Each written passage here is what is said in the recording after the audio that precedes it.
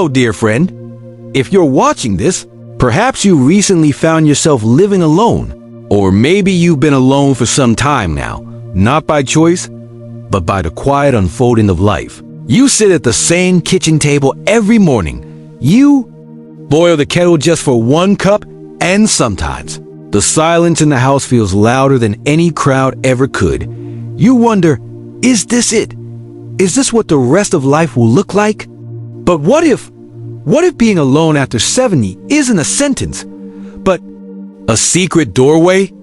Not to loneliness, but to peace, to freedom, to quiet joys you never had time to notice before. What if this chapter that feels empty is actually the one where you finally meet yourself? In this video, we're not here to tell you what you should feel. We're here to walk beside you and gently share 8 small wonders that just might surprise you about living alone after 70. Number 1, you finally get to hear your own thoughts, clearly this time. You know, one of the most underrated luxuries in life is simply silence, not the awkward kind you get at family dinners when someone brings up politics. No, I'm talking about that warm, velvety quiet, the kind that wraps around you like a cozy old blanket on a rainy Sunday morning. When you live alone after 70, that silence becomes something else. It becomes your space to think, to breathe, to just be. Remember the days when life was all noise? Children shouting, phones ringing, the neighbor's dog barking like it was paid to do it. Life was loud, beautiful, yes, but chaotic now. Something surprising happens. In the stillness, you start to hear something you might have forgotten. Yourself, your own thoughts start visiting you again gently. Like old friends. Do I really like tea, or did I just drink it because everyone else did? Was I actually good at singing, or was Aunt Meryl just being polite? Why did I stop painting, dancing, writing, gardening? When did I stop being me? These aren't heavy, painful thoughts. No, these are curious, playful little nudges. They knock on the door of your heart and say, "Hello, I've missed you." Living alone gives you the room to have those conversations, to remember who you were before life got busy, to rediscover the version of yourself that wasn't defined by anyone else's needs. And the best part? There's no one interrupting you mid-thought to ask where the remote is. You can talk to yourself out loud and nobody thinks you've lost it. You can sing off key in the hallway and decide that, actually, you sound fabulous. You can even argue with your own inner voice and win the debate. It's not loneliness. It's space, a sacred little place where you and your thoughts can dance again. And after 70, that's not just a luxury. That's a gift. Number 2, you set the rhythm and dance to it too. One of the unexpected joys of living alone after 70 is this. You finally get to live life at your own pace. No rush, no pressure, no one tapping their watch because you're taking too long to. Tie your shoes. You wake when your body says, "All right, we're done lying down." You eat when you're actually hungry, not just because someone said it's lunchtime. And you can take 3 naps a day if you feel like it, no permission slip. Required, it's not laziness. It's liberation. After a lifetime of running on someone else's clock, school bells, work deadlines, family routines, your time becomes truly yours. And that, my dear friend, is a kind of wealth no bank can hold. You want breakfast at noon? Go for it. You want to wear your pajamas till evening? Who's stopping you? You want to spend the whole afternoon watching birds, clouds, or reruns of old detective shows while eating toast? Please do. Here's the beauty. No one's there to raise an eyebrow. No one's commenting, "You're still in your robe?" Or asking, "Haven't you already had lunch?" The only one asking questions is you, and even you are kinder now. You begin to notice how your body moves when it's not rushed, how your mind thinks when it's not crowded, how joy tiptoes back in when there's space to welcome it. And sometimes, just sometimes, you may find yourself humming while folding laundry, or slow dancing with the broom when a song from your youth comes on the radio. You might chuckle at yourself in the mirror and think, "Look at me, still here, still dancing." That rhythm you set, It's not just a schedule, it's a song. And the beautiful thing about living alone after 70, you finally get to hear it and move to it in your own wonderful way. If this video brought a smile to your face or warmed your heart, don't forget to tap the like button. Number 3, you can decorate your life exactly the way you like it. No compromises, no committees. There's a quiet kind of joy in being able to say, I like this and that's enough. When you live alone after 70, the house becomes your canvas. And for once after decades of negotiation, shared opinions, and are you really going to hang that there? You're the sole curator of your space. Want floral wallpaper in the hallway? Do it. Want to put a picture of your cat next to a photo of Elvis? No one's judging. Want a giant seashell in the living room that reminds you of a trip you once took in 1963? Put it right by the sofa. It's not about trends. It's not about taste. It's about you. You start to see your surroundings as a reflection of your inner world. The mug you reach for every morning, the one with the chip on the handle feels like an old friend. The blanket draped over your chair isn't just warm. It's full of stories. Even that squeaky floorboard in the hallway starts to sound kinda charming. And here's the delightful part. You don't need to explain any of it. You don't need to ask for permission. You don't need to compromise on where the lamp goes or if the curtains match the theme. This is your space, your sanctuary, your nest. It becomes a place that feels like a hug. Not perfect, not polished, but deeply, truly yours. And that freedom extends beyond furniture. It spills into the way you dress, the way you cook, the music you listen to. You can wear bright socks with sandals and feel like a fashion icon. You can eat toast for dinner and feel like a king. You can play classical music in the morning and jazz in the evening. Just because, no more worrying about someone saying, that doesn't go together. At 70 and beyond, we realize something powerful. Everything that brings comfort belongs together. And maybe, just maybe, when someone visits your home, they'll look around and smile. Not because everything matches, but because everything makes sense. Because it tells the story of someone who finally started living for themselves. Number 4, you discover the magic of your own company, and it's not boring at all. There's a myth out there, whispered in cafes, spread across dinner tables, passed around like an old rumor. It says, if you're alone, you must be lonely. But the older we get, the more we realize that's not always true. Sometimes being alone is where the real fun begins. Because here's the secret. When the world gets quiet, you begin to realize just how good your own company can be. No, really, you're actually quite delightful. Who knew? You laugh at your own jokes. You remember stories that no one else does. You talk to the kettle, hum to the plants, and give the fridge a little pep talk before opening it. All right, old friend, show me something inspiring. You start to notice things you've forgotten, like how much you enjoy doing puzzles or rearranging drawers just for the satisfaction. You find that an afternoon walk can feel like an adventure, that writing a letter to no one in particular can feel deeply comforting. And in those quiet hours, when no one's watching, you might just do something completely ridiculous, like trying on hats you haven't worn in years, or dancing to a tune that lives only in your memory. And guess what? No one interrupts. No one says, you're being silly, because silly, when you're on your own, becomes sacred. You're not trying to impress anyone. You're not performing. You're simply being with the one person who's been with you since the beginning, you. And you begin to realize you're not boring at all. You're layered, you're funny, you're thoughtful. You're a little awe in the most wonderful way. And the beauty is, when you enjoy your own company, you're never really alone. You're simply in good hands, your own. Number 5, you heal in ways you didn't know you needed to. Something curious happens when the house gets quieter and the pace slows down. Not right away. Not in the first few weeks of living alone. When you're still adjusting to where the cereal goes and how to fill a quiet evening. But slowly, almost tenderly, a soft sort of healing begins. You start remembering things you hadn't thought about in years. A friend you lost touch with.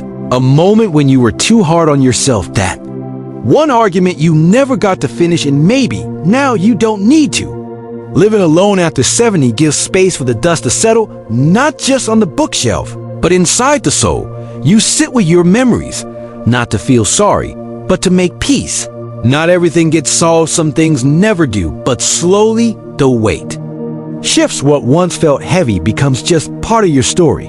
And sometimes, in the middle of folding towels or sipping tea, you may feel something surprising. Forgiveness. Forgiveness for others. Forgiveness for yourself. Forgiveness for all the versions of you that didn't know better at the time. And oh, how liberating that feels.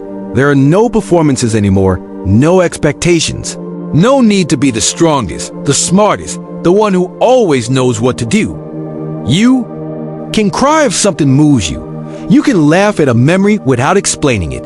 You can talk to a photo, light a candle, hold your own hand. Healing doesn't come with fanfare. It comes in the quiet moments when no one's around but you, and you finally feel safe enough to whisper, "It's okay now. I made it." And you did. You made it all the way here. And now, in your own space, at your own pace, with your own gentle rhythm, you get to rest in that truth.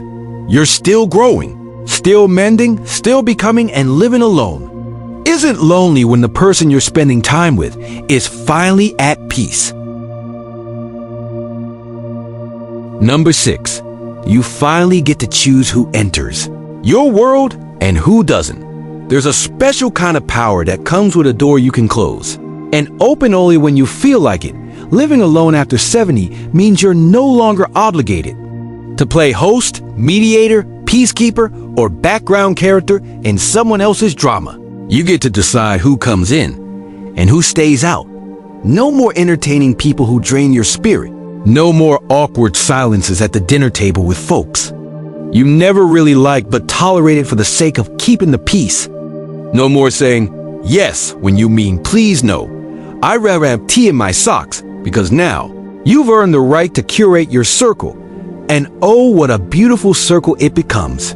You invite people who make you laugh until your belly hurts, people who listen without interrupting, people who remember your dog's name and ask how your knee is doing, people who bring light, not noise, and when no one visits at all. That's not loneliness, it's peace.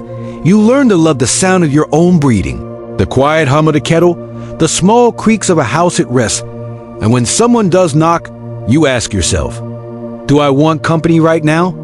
Or am I quite enjoying my little kingdom of calm? You don't have to answer the phone. You don't have to smile when you don't feel like it.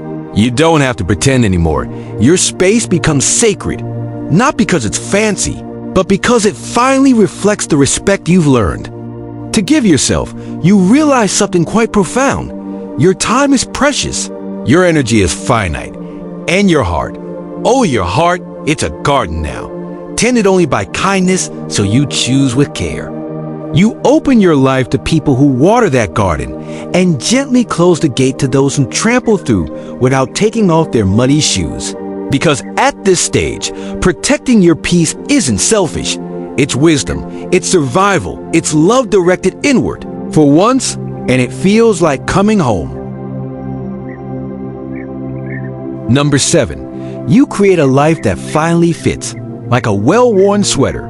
For most of life, we wear identities like we wear suits, a bit too tight, a little itchy, and usually picked out by someone else. A parent, a boss, a partner, society, dress this way, act that way. Don't laugh too loud, always be useful. And for decades we try, we bend, we adjust, we play the part.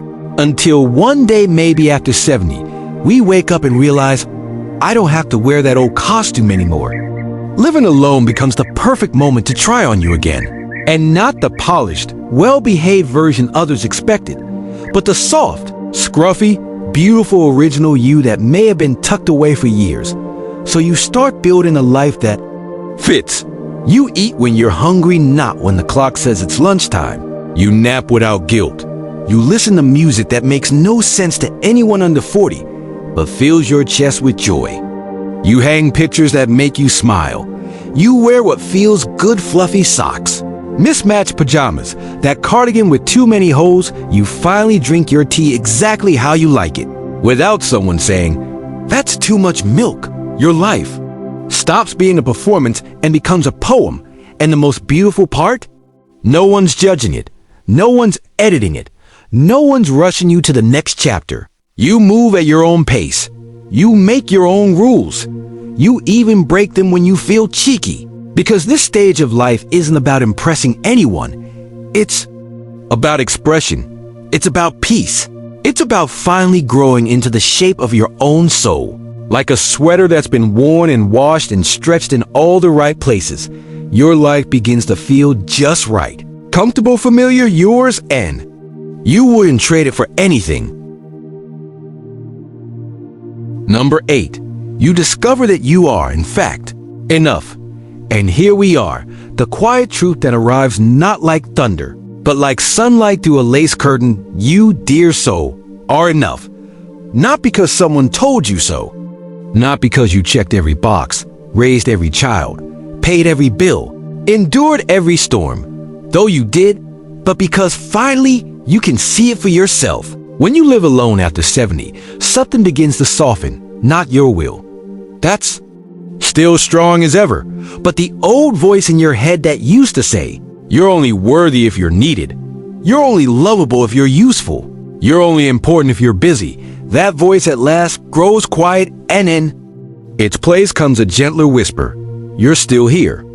And that's more than enough. You no longer need to prove anything. You don't need permission to rest. You don't need applause to feel proud. You learn to look in the mirror and nod, as if to say, "Well done, old friend, you made it. You survived." Heartache, you outlive worry. You carried the weight of so many others, and now you gently set it down. And the remarkable thing, you're still full of light, still curious, still brave, still capable of joy. The real kind, the kind that arrives for no reason at all, while watching birds at the window, or laughing at the way your toast fell butter side down again. You're not just older now. You're wiser, kinder to yourself, more whole than you've ever been. Living alone didn't make you lonely. It made you sovereign. And you realize at last that solitude isn't emptiness. It's spaciousness. It's the room to breathe, to be, to rediscover that you, exactly as you are, with your stories, your scars, your quirks and quiet joys are utterly, magnificently enough. And from here on, every moment is yours, no permission needed. So, dear hearts, if you've made it this far, I hope you're smiling, even just a little, because living alone after 70 isn't the end of anything. It's the beginning of something beautifully, unapologetically yours. You've earned this peace. You've earned this quiet joy. You've earned the right to stretch, yawn, wander through your days, and fill them only with what truly matters to you. And if no one's told you lately, let me be the one to say you're doing just fine, more than fine. You're blooming, even. Now, if this video warmed your heart, made you reflect, or made you chuckle at least once, please don't forget to give it a thumbs up. Share it with a friend who might need this gentle reminder. And most of all, leave a comment below. Tell us, which of these wonders spoke to your soul? What have you discovered about living alone? We'd love to hear from you. Truly, this space is yours too. And if you'd like to join us for more stories like this about life, joy, aging gracefully, and the quiet magic of everyday moments, please do subscribe. It's free, and it lets us stay connected like a warm letter in your inbox. From my heart to yours, thank you for watching. Thank you for being here, and thank you for being you. See you next time. Until then, keep your kettle warm and your spirit even warmer.